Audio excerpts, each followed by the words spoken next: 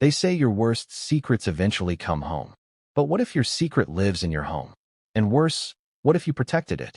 Because that's exactly what Jake Reiner, son of legendary Hollywood filmmaker Rob Reiner, is now alleging, publicly, emotionally, and without flinching. And the story he tells? It's not just heartbreaking, it's horrifying. Before we continue, please hit the like button, subscribe to the channel, and turn on the notification bell for updates. Jake's claim is simple. He knew. My father knew Nick was dangerous. But he ignored it. Over and over again. Let that sink in. Rob Reiner, the man behind A Few Good Men, Stand By Me, The Princess Bride. A cinematic icon of moral drama, of justice, of standing up for truth, allegedly stayed silent about something festering in his own family. A ticking time bomb. And now? Now 2 people are dead. His wife. Himself. Stabbed to death in their $13.5 million Brentwood mansion on a quiet Sunday afternoon. And their son? Nick Reiner, 32, living in the guest house, now charged with double homicide. But that's not even the most shocking part. Because according to insiders, and Jake himself, this wasn't some sudden psychotic break. This wasn't a tragedy that no one saw coming. This was warned, documented, pleaded over, and still allegedly covered up. For what? To protect a legacy? A name? Or was it something darker? That's what we're about to explore. And once you see the full picture, once you hear the things people were too scared to say aloud while Rob was alive, you may never look at this beloved Hollywood father the same way again. So buckle in, because this story is far from over. And what's coming will leave you breathless. The scene of the crime. December 14th. It was a Sunday. Reports first trickled out that afternoon. At first vague, then suddenly explosive. Police swarming a Brentwood estate. Rumors of a double homicide. A body count. At first, no names. Then one. Rob Reiner. Then another. Michelle Singer Reiner. And suddenly Hollywood went still. This wasn't just a celebrity tabloid headline. This was family. This was a man who helped shape the voice of American cinema. Dead. Violently. Alongside his wife of more than 3 decades. But the real shock came hours later. The suspect? Their own son. Nick. Now let's be clear. Nick Reiner wasn't a stranger to the public eye. He dabbled in screenwriting. He co-wrote Being Charlie, a semi-autobiographical film about addiction, ironically directed by his own father. It was raw, personal, and, some say, a silent cry for help. But behind closed doors, sources now say Nick's behavior had become volatile, erratic, and at times terrifying. The signs were there, but were they ignored or buried? The daughter's 911 call. This is where it gets even more gut-wrenching. Because the bodies weren't found by police. They weren't discovered by neighbors. They were found by Romy, Rob and Michelle's 27-year-old daughter. And her first words, according to leaked police transcripts, "It's Nick. He lives here. You need to check Nick." Pause for a moment. Let that hit. The daughter walks into her family's estate, finds both parents dead, brutally murdered, and the first thought that escapes her lips, without hesitation, is Nick. Not a burglar, not an intruder, not a stalker. Nick, her own brother. Why? What did she know? What had she seen? And more importantly, how long had she feared this? Because based on what we now know, Romy wasn't the only one who'd raised concerns. The silent son who finally spoke. Jake Reiner had been the quiet one, a former news anchor. Clean-cut, measured, thoughtful. He kept his distance from the Hollywood scene. Chose journalism over film. He was the one who showed up to charity galas with a camera instead of a script. The one who, friends say, always carried the weight of his family's fame like a burden instead of a badge. But when the news broke, he stayed quiet. For 3 days. Then he snapped. In an exclusive sit-down, voice shaking, eyes bloodshot, Jake Reiner did something no one in Hollywood ever does. He tore the mask off his own father. And what he said, it was devastating. The allegations, a father who knew. Jake alleges that for years, Nick's mental health issues weren't just visible. They were unavoidable.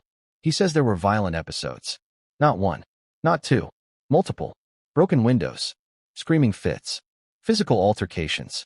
And always, always a pattern of silence, a pattern of covering up.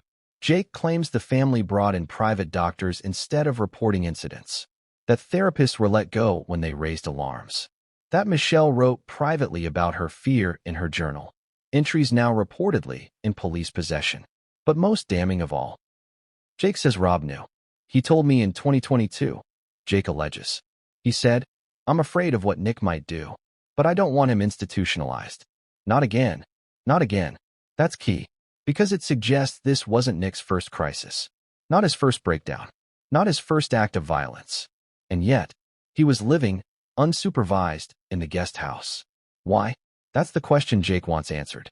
And so should we. Because if Rob Reiner, the man who directed courtroom dramas about morality and justice, knowingly left his wife alone with someone he feared, what does that say? What does that mean? Is it cowardice? Is it love? Is it denial? Or is it something far worse? The Hollywood curtain falls. This isn't just a tragedy. It's a collapse. A family torn apart. A legacy cracked open. And the world watching. Because for decades, Rob Reiner wasn't just a director. He was America's dad. He was Archie Bunker's liberal son. He was the voice of reason in political debates. The man who stood up against Trump, who championed progressive causes. But now, that same man is being accused, by his own son, of hiding a threat inside his home, of choosing silence over safety, of protecting the Reiner name instead of his wife. And while Rob isn't here to defend himself, the facts are beginning to pile up. Witnesses, documents, private recordings, journal entries. And Jake says he's just getting started. And then came the message. 3 days after the murders. Jake is home, alone, sorting through decades of family photos. The phone buzzes. It's a blocked number. One message. Just 5 words. He warned him. We all did. That was the moment, Jake says, that everything changed. Because that meant he wasn't alone. That meant others knew, too. But who? And what exactly did Rob Reiner ignore? You're not going to believe what came next. Because the moment Jake started digging, he found something in his mother's handwriting. Something hidden in a journal no one was ever supposed to see. And what it said, that's where this story truly begins. What would you do if your mother wrote a goodbye and no one even realized it? Because that's exactly what Jake Reiner believes happened. And it all comes down to one thing. Michelle's journal. It wasn't just some collection of rambling thoughts or grocery lists. It was a quiet scream, one no one answered. And now, in the wake of tragedy, it may be the most haunting piece of evidence left behind. The journal entry that broke Jake. It was leather-bound, worn at the edges, tucked away in the back of a rarely used bookshelf, according to investigators. Jake says he found it after the funeral, while helping Romy collect personal items from the estate. At first, it felt too personal to touch, too sacred, but something made him open it. And what he read, he says it stopped his breath cold. I'm afraid of my own son. Those were the first words he saw, written in Michelle's neat, looping cursive, dated just a month before her death. Page after page, entry after entry, she documented moments no mother should have to write about. Shouting, threats, moments when she locked the door while Nick paced outside. She even described Rob's reactions. He says Nick's just spiraling. He says we've been through worse. But this feels different. This time, I think he might hurt someone. Think about that. A mother predicting her own murder. A wife begging her husband to see what she saw. And a father, allegedly, choosing silence. Jake says he closed the journal, walked into the kitchen, and vomited. Because now he knew. This wasn't just a tragedy, he tells us. This was a slow-moving train wreck. And my dad stood on the tracks, smiling. Why didn't Rob act? That's the question echoing across every headline, every courtroom, every family living room. Why didn't Rob Reiner, beloved director, political activist, and family man, do something? Let's break down the possibilities. Option 1, denial. Maybe Rob genuinely couldn't believe his son was capable of violence. Maybe, deep down, he thought love and patience would be enough. But if Michelle's journal is to be believed, he did know.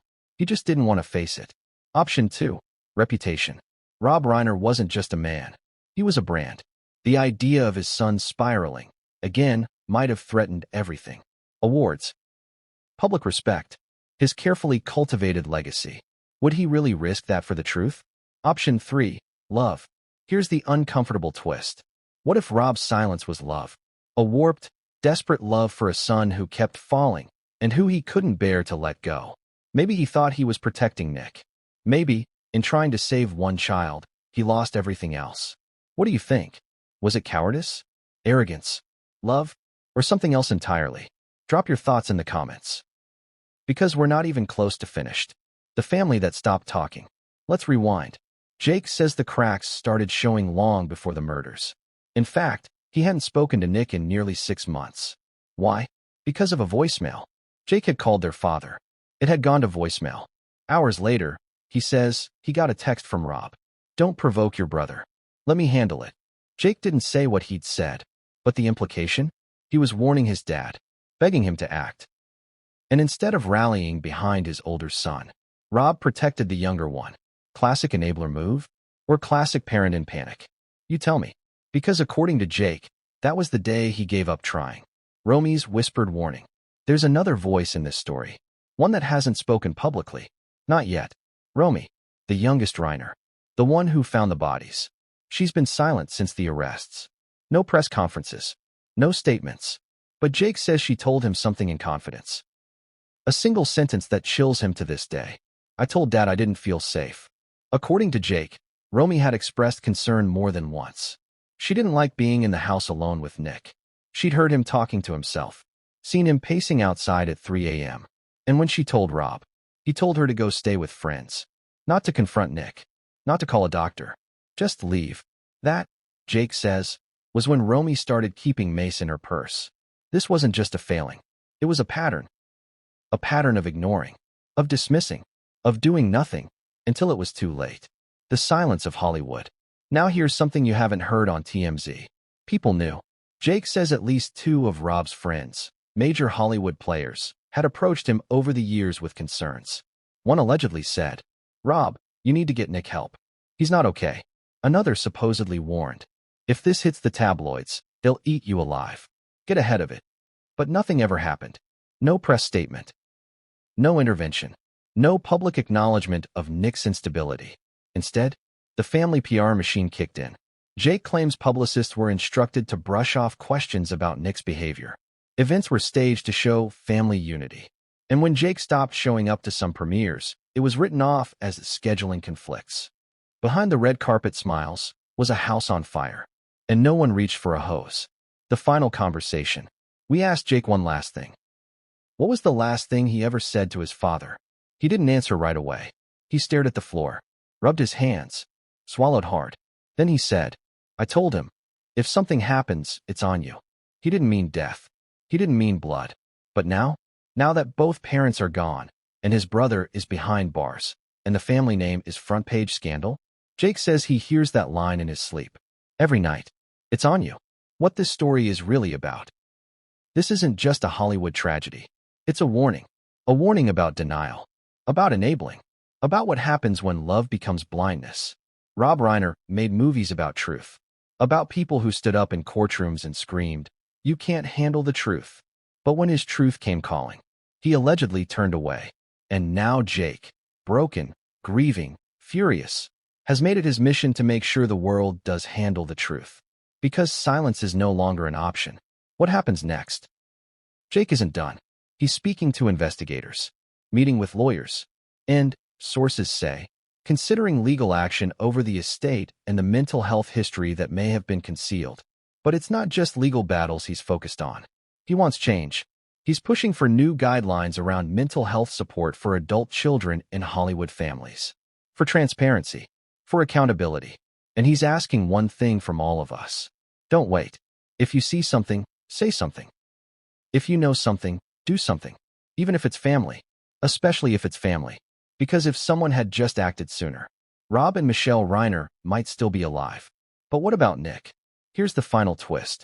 Nick's legal team now claims he doesn't remember the attack. They're preparing an insanity defense, arguing that Nick wasn't in control, that he needs treatment, not punishment. But Jake isn't buying it. And in Chapter 1, we're going to walk you through the exact timeline of the final 24 hours before the murders. Because someone knows the truth. And what they were caught doing on surveillance. We'll blow this case wide open. What if the very last time you try to speak to your father, he didn't pick up the phone? And what if hours later, he was dead? That's not a hypothetical for Jake Reiner. It's the last moment of silence that's haunted him ever since. Because on the morning of Sunday, December 14th, Jake Reiner made one final attempt to intervene, to get through to someone who, he believed, still had time to change the course of the family's future. He dialed his father's number. It rang, and rang. Straight to voicemail. He didn't think much of it then.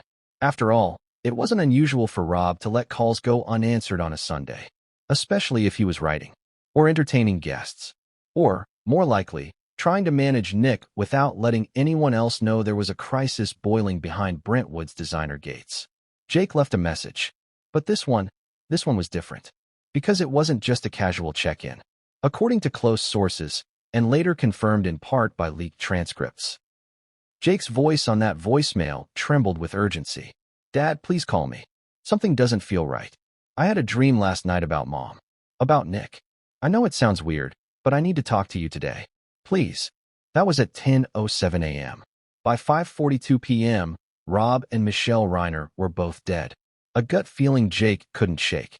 In his exclusive statement, Jake didn't hesitate to describe what led to that call. He called it a gut feeling. He'd woken up restless, agitated. He said he'd dreamt of his mother screaming, that Nick was holding something, that there was blood. He brushed it off at first, chalked it up to stress, trauma, months of anxiety over a situation spiraling out of control. But something inside wouldn't let go. And here's where the contradiction stings hardest. Jake didn't even think he'd get an answer, because by then, he says, his father had already begun ignoring his warnings. The dinner that turned into a warning. 3 weeks earlier, Jake had driven down from Santa Barbara to attend what was supposed to be a casual family dinner at the estate. He described the energy that night as tense. Nick never showed. Michelle looked tired, with dark circles under her eyes. She smiled, but it didn't reach her eyes. And Rob kept checking his phone, barely made eye contact, gave vague answers to Jake's direct questions. When Jake asked, "Is Nick still going to therapy?" Rob reportedly replied, "He's managing. You know how it is." But Jake pressed. He said he'd heard from a former rehab counselor who was concerned about Nick's behavior. He said, "Dad, you can't keep doing this. You can't act like this isn't dangerous." Rob allegedly grew quiet, then said, "You don't understand. You've never understood him." That was the last meaningful conversation they had. Jake left early, didn't hug his dad goodbye, and for 3 weeks, they didn't speak. Until the day of the murders. The missed call. Here's where timelines become everything. Jake's call went unanswered at 10:07 a.m. Security footage from the Brentwood property reportedly shows the house was quiet between 9 a.m. and 11:45 a.m. The last recorded normal activity was a grocery delivery accepted by Michelle at 9:38 a.m. After that, silence. No one leaves. No one enters. At 12:03 p.m., surveillance cameras reportedly capture Nick walking from the guest house to the main home. He's carrying what appears to be a folded hoodie. Nothing alarming. But here's the chilling part. At 12:37 p.m., the main house alarm system is disabled, manually, from the inside. Rob's phone, according to digital records, receives Jake's voicemail at 10:08 a.m. But it is never played. The what if that haunts Jake. Jake's voice cracks when he talks about this part. The idea that his father's phone sat inches away, buzzing with a message that might have made him pause, or lock a door, or call for help. But he never heard it. What if he picked up? Jake asks. Would they still be alive? It's the kind of question that has no answer, but never stops asking itself. The kind that carves guilt into bone. But Jake isn't just asking these questions for sympathy. He's asking them to illustrate something darker. That even in the final hours, when the house was still standing, when everyone was still breathing, there were still warnings, still signals, and they were still ignored. The voicemail. We've obtained portions of the voicemail transcript through sources close to the investigation. Here's what Jake allegedly said. "Dad, I need to talk to you. I had this feeling about today. About Nick. I know I'm being dramatic, but I don't care anymore. I don't feel good about any of this. Please, call me as soon as you can. Even if it's just to tell me I'm overthinking it." He never got a call back.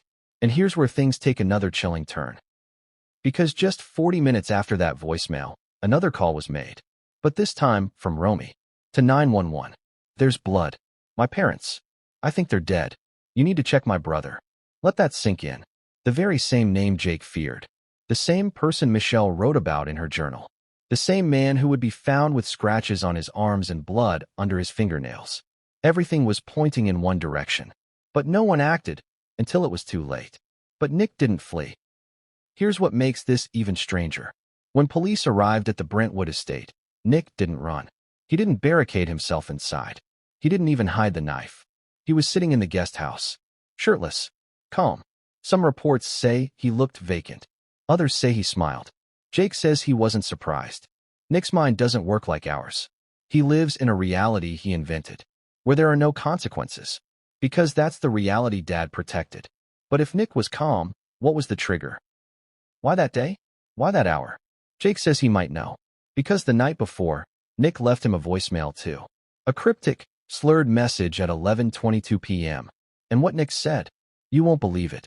Jake, are you awake? You know what happens when people lie to me. That's how it began. At 11:22 p.m. the night before Rob and Michelle Reiner were found dead, Jake's phone lit up with a voicemail from a number he hadn't saved in years. But he knew it instantly. Nick. His voice slurred. Disconnected. Rambling. But beneath it all, cold. You think you're better than me. You always did. But she lied to me. And he let her. They all let her. Jake didn't listen to it until after the murders. It sat in his voicemail box for nearly 36 hours, buried beneath missed calls, texts from friends offering condolences, and a tidal wave of press requests. But once he pressed play, the room went still. He told investigators first, then Romy, then, finally, the press. And when the full transcript was released during the bail hearing, jaws dropped. Because Nick wasn't just angry. He was threatening. And worse, he was naming names.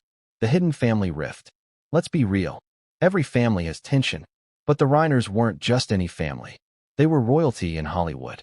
They projected a carefully curated image, inclusive, loving, morally grounded.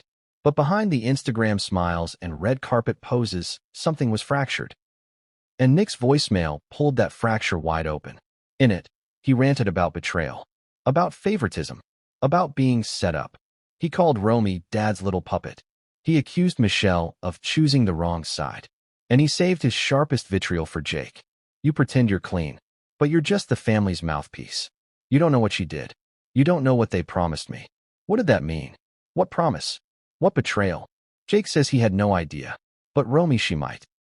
Because when he played her the voicemail, she broke down. And then she told Jake something that blew the case wide open. A deal with darkness?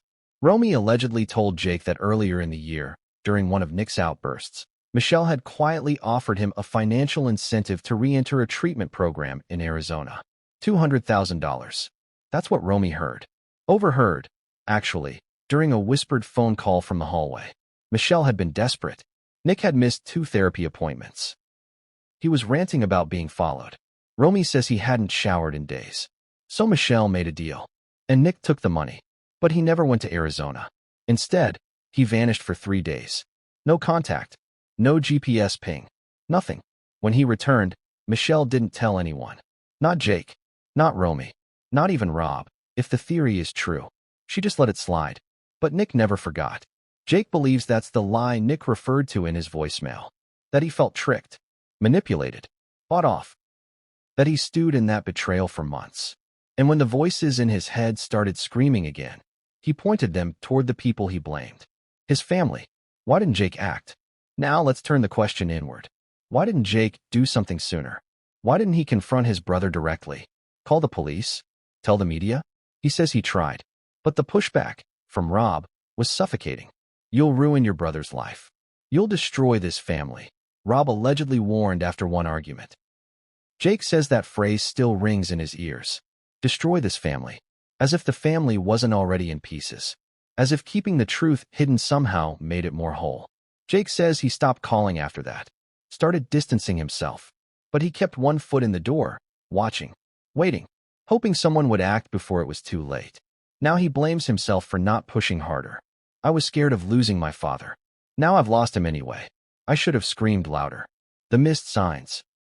Here's where the case grows even darker.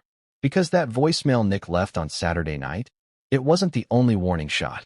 Jake has since provided law enforcement with 2 other voicemails from Nick. One from October, another from late November. In both, Nick's tone is unhinged. He references the idea of cleansing, of starting over. He talks about the estate. He says, in one recording, "It's like a stage play. I know how it ends. Everyone's going to know what happened here. It's not what it looks like." Think about that. This wasn't just delusion. It was premeditation. The emotional unraveling of a man who believed he had been wronged and was waiting for his moment. And the worst part? No one stopped him. Because Rob Reiner, a man whose films inspired justice, ethics, accountability, allegedly couldn't bring himself to apply those same standards to his own blood. Inside the guest house. Let's paint the picture. The guest house was pristine, clean, sterile. Almost too clean. Police say it looked abnormally untouched for someone living there full-time. No dirty dishes. No laundry. A small pile of journals in a drawer. Prescription bottles, some current, some expired. And a single photograph on the desk. A childhood photo of Nick, Rob, and Michelle, taken on a beach in Maui. Jake says that image breaks him every time. Because it wasn't just the photo that chilled him. It was the fact that Nick had folded it in half. And the part showing Michelle was torn away. The emotional knife twist. We asked Jake one final question before closing our interview. What would you say to Nick if you could? He paused, stared out the window, then said, "You had chances. So many chances. We loved you. We all tried. But you didn't just kill our parents. You murdered every memory of them I had left. I don't know if I can ever forgive that." His voice didn't rise. It cracked. And that, more than any voicemail, any headline, any court document. That's what makes this story hurt the most. Not just the loss of 2 lives, but the shattering of the people left behind. But the next day came another shock. Jake thought the worst was behind him. He thought the last of the pain had hit. Until the next morning, when an envelope was slipped under his apartment door. No name, no return address. Just one line scrawled in black ink. "Check your mother's safe." Inside were 2 keys and a map of the Brentwood estate.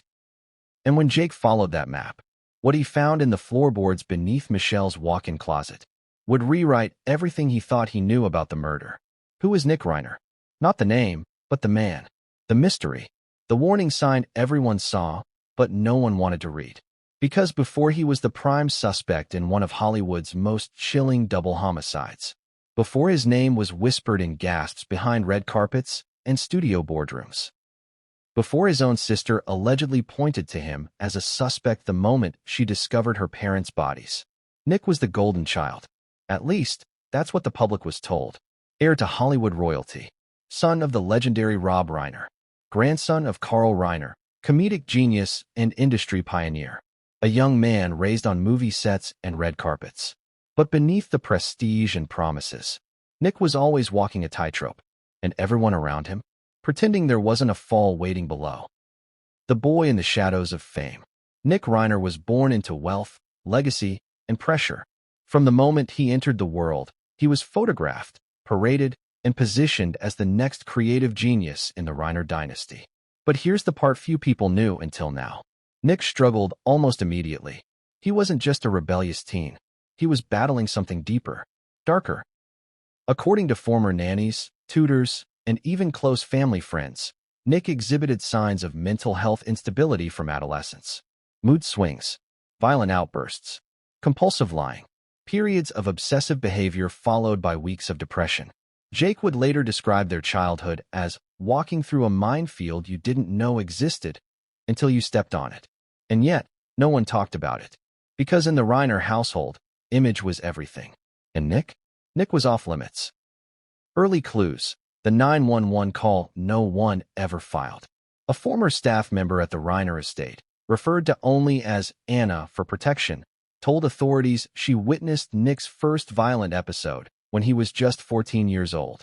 He had gotten into an argument with his mother about a curfew. Within minutes, the screaming started. Then the crashing. By the time Anna reached the living room, Nick had shattered a vase, punched a hole in the wall, and was screaming, "You don't control me." Rob wasn't home. Anna says Michelle told her, "Go back upstairs. He just needs space." She asked if she should call 911.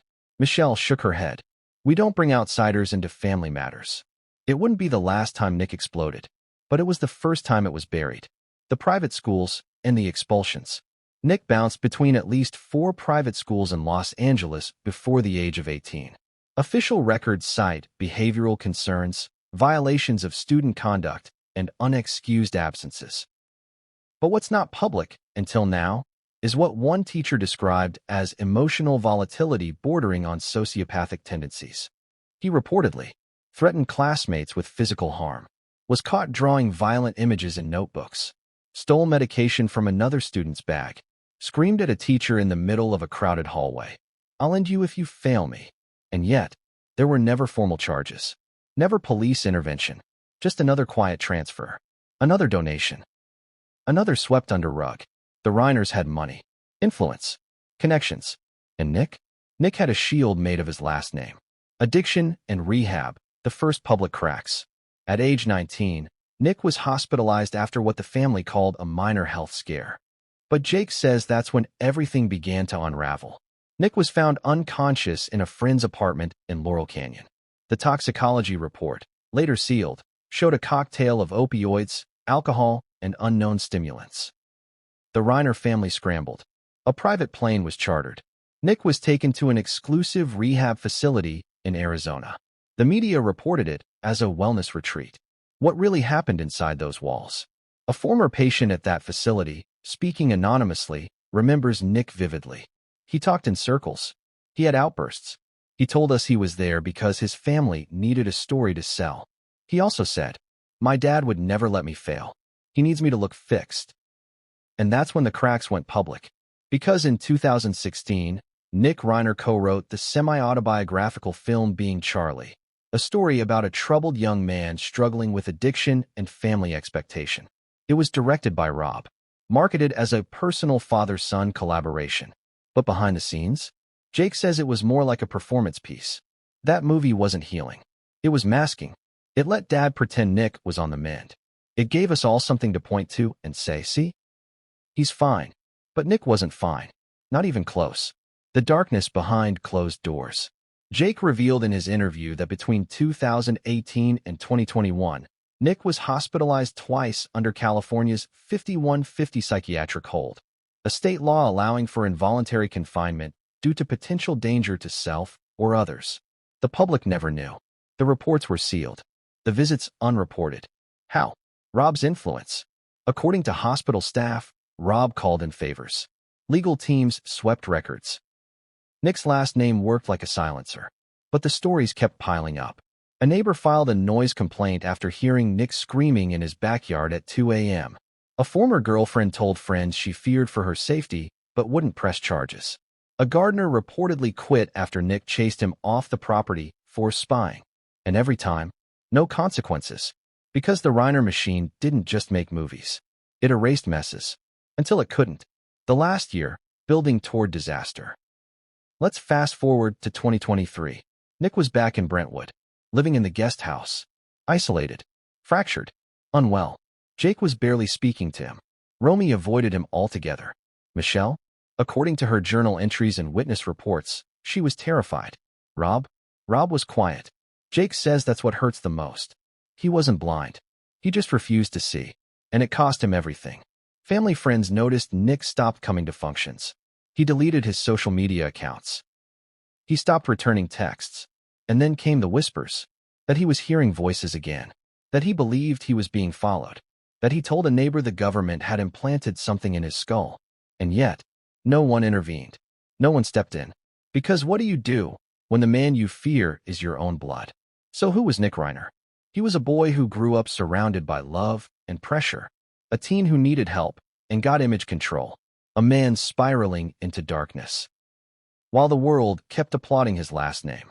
Jake says, Nick wasn't born a monster. But he became one. And we all let him. So what happens when a family protects its image more than its people? What happens when silence becomes a strategy? What happens when no one speaks until it's too late? Because Nick Reiner may be in custody now. But the real story? It's just starting to come out. And if Jake's theory is right, if the Reiner's silence wasn't just about shame, but about a secret deal, a betrayal, and a cover-up, then what's buried beneath Brentwood might be even darker than anyone imagined. Because next, we open the safe. And what Jake found inside, it wasn't money. It wasn't weapons. It was proof. Why did they let him back in? That's the question echoing in every living room from Hollywood to Hoboken. After all the breakdowns, after the erratic behavior, after the hospitalizations, why did Rob and Michelle Reiner allow their unstable son to move back into their estate? Not just nearby, into the guest house, on the same property, within walking distance of every room they slept in. Was it compassion? Control? Or was it something far more complex? Something that Jake Reiner now describes as a deal with the devil. Because when Nick came home in early 2024, he didn't arrive quietly. He brought demons with him. January 2024, the return. Neighbors remember seeing Nick pull up in a black SUV, driven by a studio security guard.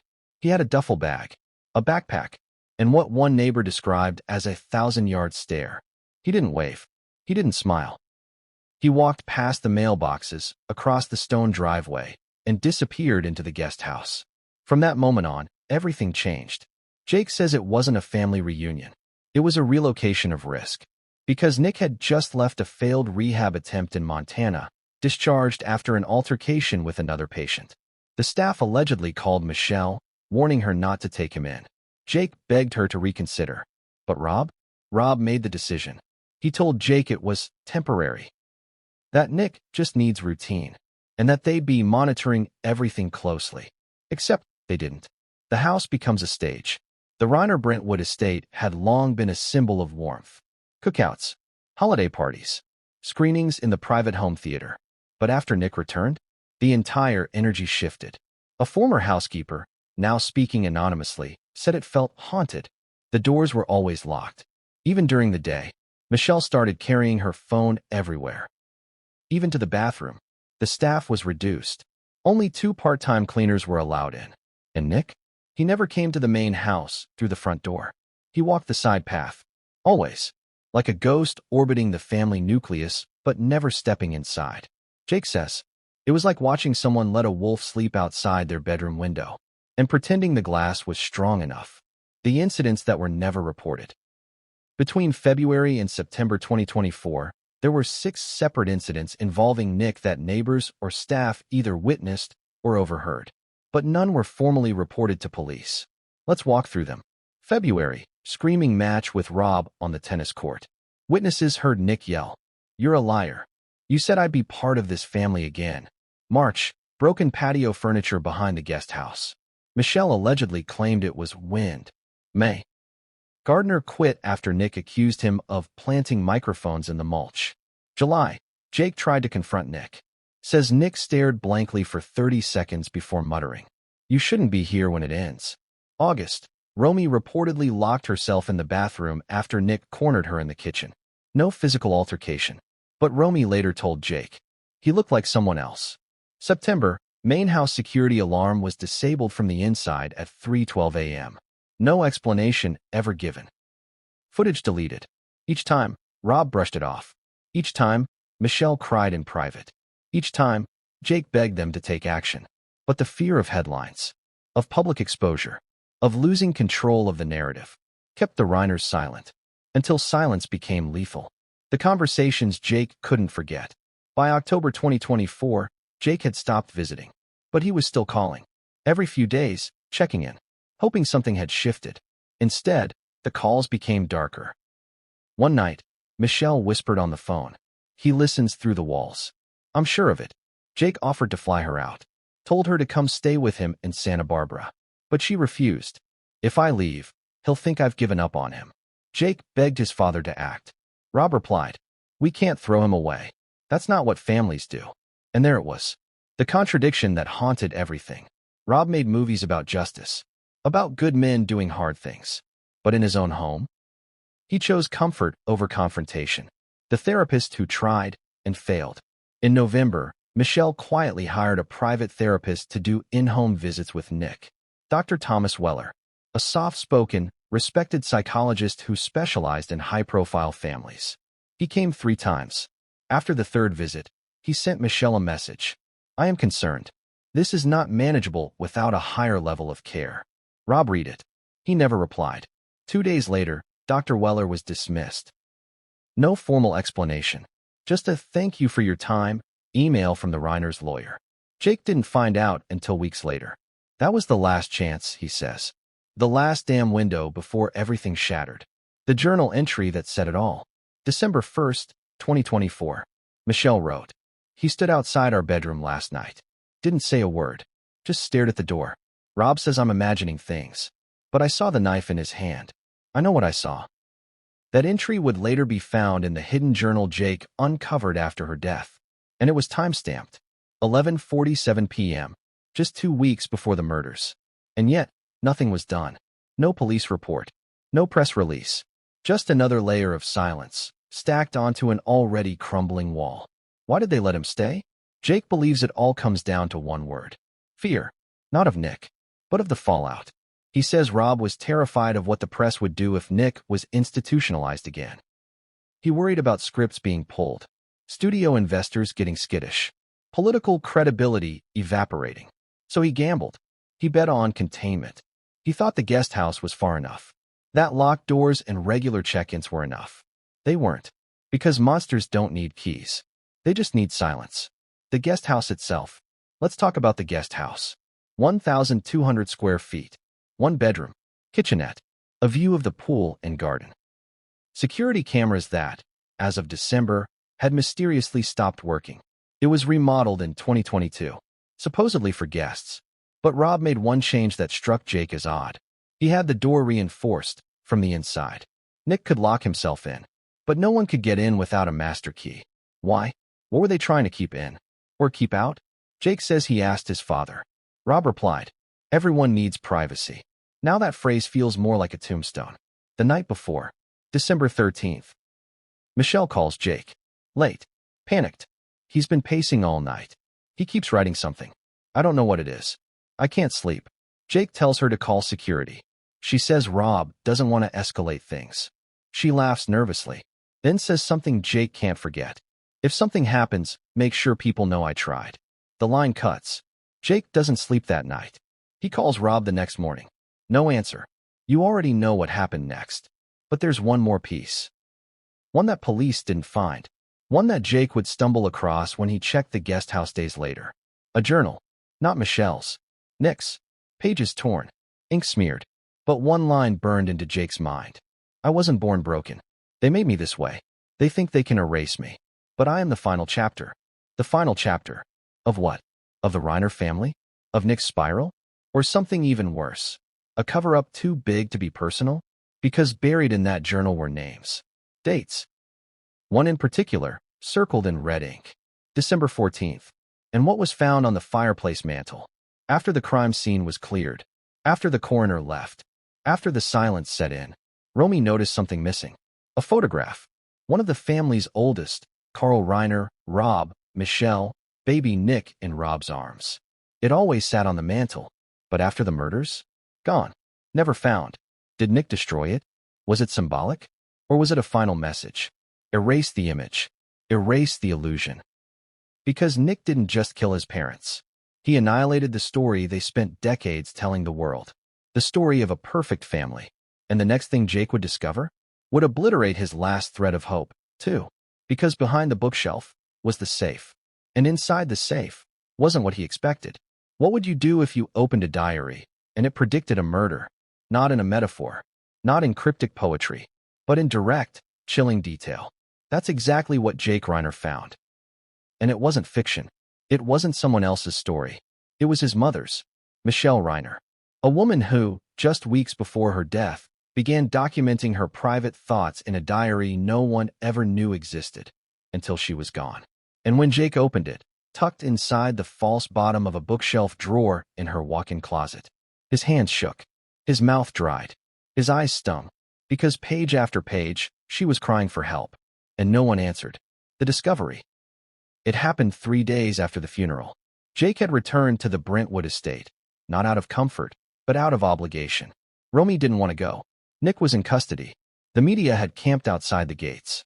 Jake stepped over yellow police tape, past shattered frames, into what was once a sanctuary. He went upstairs, into Michelle's room. He said it smelled like lavender and cold air. But the closet caught his eye. Something about the way one of the lower drawers sat slightly ajar. Inside was nothing unusual, scarves, a few old photos, a packet of receipts. But something felt off. He pulled the drawer out completely, and there it was. A thin black notebook. No title, no stickers, just her initials in gold leaf on the front. MSR. He hesitated, then opened it. And the first line? If anything happens to me, start here. The voice from the grave. Jake says reading the diary was like hearing his mother whisper in his ear from the other side. The entries weren't daily. They were scattered, raw, unfiltered. Some were just a sentence. Others spilled across entire pages. But together, they painted a portrait of a woman living in fear. A fear so thick, so invasive, she didn't dare speak it aloud. So she wrote it down. Selected entries, verified excerpts. November 2nd, 2024. He's pacing again. That blank stare. I ask what he's thinking, and he says, "You'll see." What am I supposed to do with that? November 14th. I asked Rob to consider a short-term stay somewhere for Nick. He said it would ruin his progress. Progress? He hasn't left the house in days. November 29th. Romy says she found Nick staring at the fireplace for 30 minutes. Just staring. Then he laughed. I feel sick. December 4th. Jake begged us to do something. I want to. But Rob won't even say Nick's name anymore. He just says he's going through it. Going through what, Rob? December 10th. I dreamed I woke up and Nick was standing over the bed. Then I realized I wasn't dreaming. A pattern of ignoring. What's most haunting about the diary isn't just Michelle's fear. It's the consistency of Rob's alleged response. Denial, dismissal, minimization. He reportedly told her she was overreacting, that she was letting her imagination run wild, that Nick just needed space. Jake says he believes Rob knew the truth. He just couldn't face it, or worse, refused to. And in doing so, enabled a situation that turned deadly. Emotional contradictions. What makes Michelle's diary so devastating is its emotional complexity. She doesn't hate Nick. She's not bitter. In fact, in several entries, she mourns the son she once knew. He was so kind when he was little. He used to collect rocks for me on hikes. Now he looks at me like I'm a stranger. Or worse, like I'm a liar. She blames herself. She blames the spotlight. She wonders if being a Hollywood mother forced her to pretend things were fine when they weren't. But she also pleads for help. Again and again. I don't want to die in fear of my son. And yet, that's exactly how her story ended. The entry dated December 13th. This is the one that shattered Jake. The night before the murders. Michelle wrote, he stood outside the bedroom door for 14 minutes. I counted. Just standing there. Silent. No knocking. No movement. Just that shadow. I told Rob. He turned over and went back to sleep. I didn't. I stayed up until the sun. Jake says when he read that, he couldn't breathe. Because what happened less than 24 hours later wasn't random. It was a crescendo. A buildup of fear, ignored by the one person who could have stopped it. The last page. The diary ends with a single sentence. No date. Just a shaky line, written in trembling script. I love them all. Even him. But I don't feel safe. That was it. No goodbye. No dramatic sign-off. Just a mother's final, quiet truth. And Jake? He says that sentence will haunt him forever. Because now he knows, his mother died in silence. And in fear. Why didn't she tell anyone? This question isn't easy. But it's important. Why didn't Michelle scream louder? Why didn't she call the police? Why didn't she leave? Jake believes it comes down to guilt. She thought leaving would make Nick worse. She thought calling for help would make Rob angrier. So she carried it all. Until it killed her. She loved her family so much.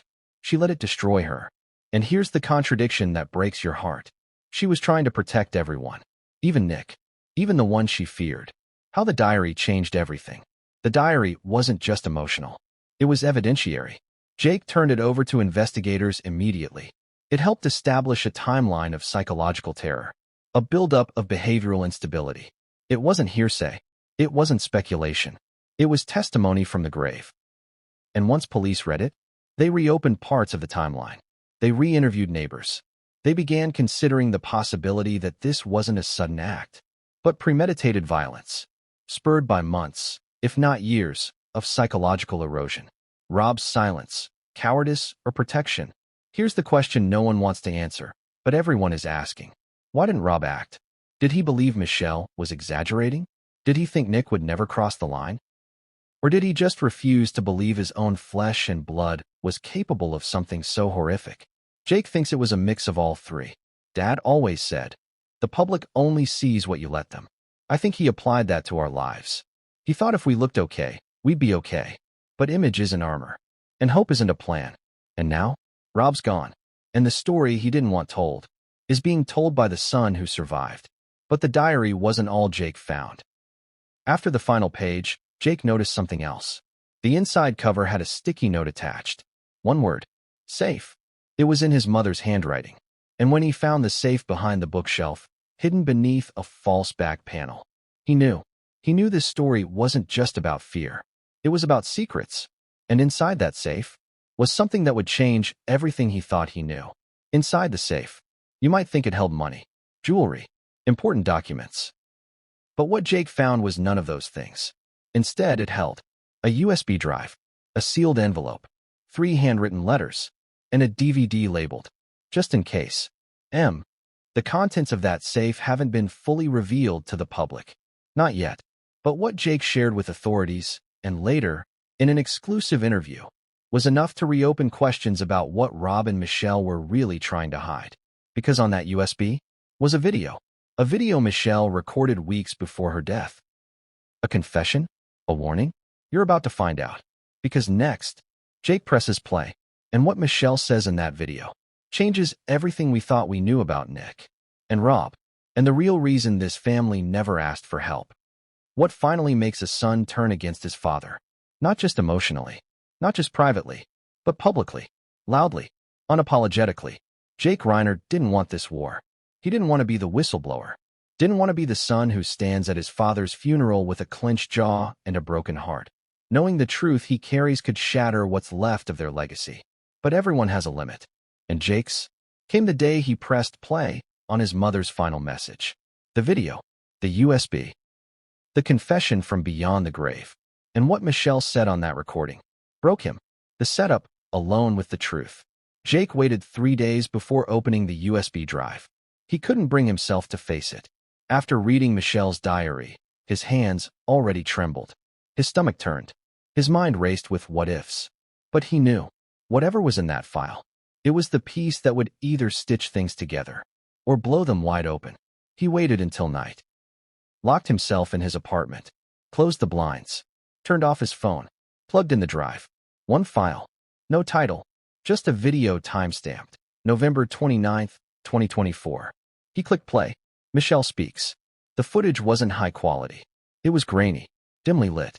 Just Michelle, sitting in her walk-in closet, the same room where her diary was later found, wearing a sweater and no makeup.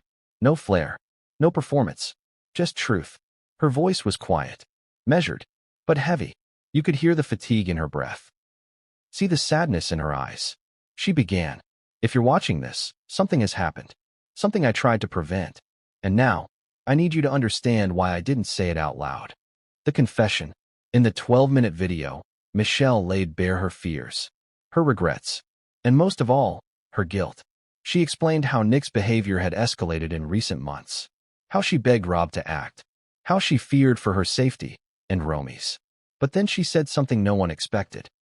Something Jake says he never saw coming. "Rob made me promise not to go public, not to call the police, not to bring in anyone outside the family.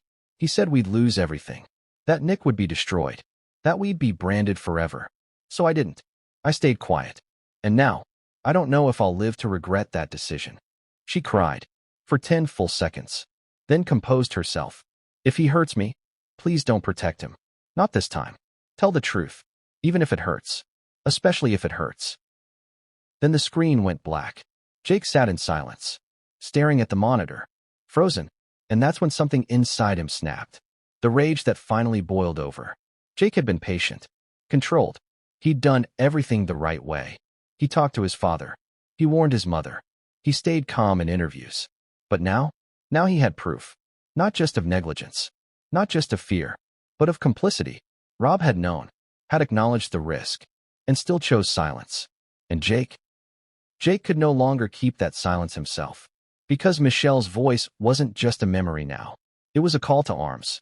Jake goes public. The next day, Jake contacted a longtime friend, a journalist at a major news network. He handed over the diary, the video, the voicemail Nick left, the entries, the dates, the timeline. And then he sat down for an interview that would stun the nation. The interview that changed everything. Broadcast live on national television, Jake Reiner sat across from anchor Meredith Hall and did what no Reiner had ever done before. He dismantled the family myth. In real time, word by word, name by name, he began calmly. This isn't just a tragedy. It's a pattern, a preventable one. Then he leaned in. My mother warned my father. I warned my father. We all did. And he told us to stay quiet. Because silence was safer than scandal. Gasps across the internet. Within minutes, #ReinerCoverUp was trending on X, formerly Twitter. Jake didn't stop there. He detailed Nick's history of breakdowns. The therapist Rob allegedly fired. The security footage that vanished. And finally, the video. My mother's last words were a plea to tell the truth. So I'm honoring that. Even if it means destroying what's left of our reputation. Meredith Hall asked, do you think your father enabled a killer? Jake didn't blink. Yes. And it cost him his life. The fallout. The interview shook Hollywood. Production companies pulled tributes to Rob Reiner. Studios canceled legacy screenings. Friends of the Reiners, some who'd been silent for years, began to speak up. One director, off the record, admitted, we all knew Nick had issues. But Rob always made it clear, family business stayed private. Jake's choice to go public fractured what was left of the inner circle. Some called him brave. Others called him a traitor. He didn't care. The truth isn't betrayal. Silence is. Romy's response. Romy didn't appear publicly. But Jake says she called him the night of the interview. They hadn't spoken in weeks. She was crying. All she said was, thank you for not letting them rewrite her story. And then she hung up. Jake says that was the moment he knew he did the right thing, even if it meant losing everything else. Rob's final letter. Jake also revealed one last bombshell during his interview. A letter, found in Rob's study. Addressed to my children. Written weeks before his death. Jake read a portion on air. We all protect the ones we love. Sometimes too much. Sometimes to the point that it hurts them. I only hope one day you'll understand that I was trying to save him. And maybe save us, too. Jake folded the paper. Looked into the camera. Dad, you protected the wrong person. The breaking point was never one moment. It was a slow, steady drip of ignored warnings. Of silenced screams. Of second chances handed out like candy to someone who never tasted accountability. And Jake? He was done. Done waiting. Done whispering. Done protecting ghosts. Because the only thing worse than losing your parents is knowing they could have been saved. And the person who could have saved them chose not to. But what came next? No one expected. Jake thought he was done. That going public was the last step. But a week later, he got a phone call from his mother's lawyer. And what he was told would take everything he thought he knew. About Nick. About Rob. About Michelle. And shatter it again. Because there was a second video. Hidden. Locked in a safety deposit box. Labeled simply, for Jake, after everything. What really happened inside the Reiner estate on the night of December 14th. Not the media version. Not the spin. The truth. The screams no one heard. The doors that were never locked. The guest house walk. The disabled alarm. And the moment when the son they protected became their executioner. We have it all.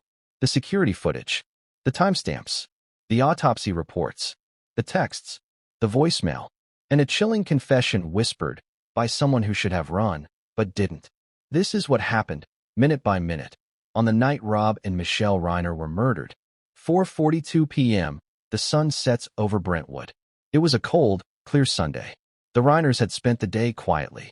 Michelle had accepted a grocery delivery that morning at 9:38 a.m. Rob had read the paper in his study, according to the housekeeper who left at noon. Nick had not been seen. No calls were made. No visitors were logged.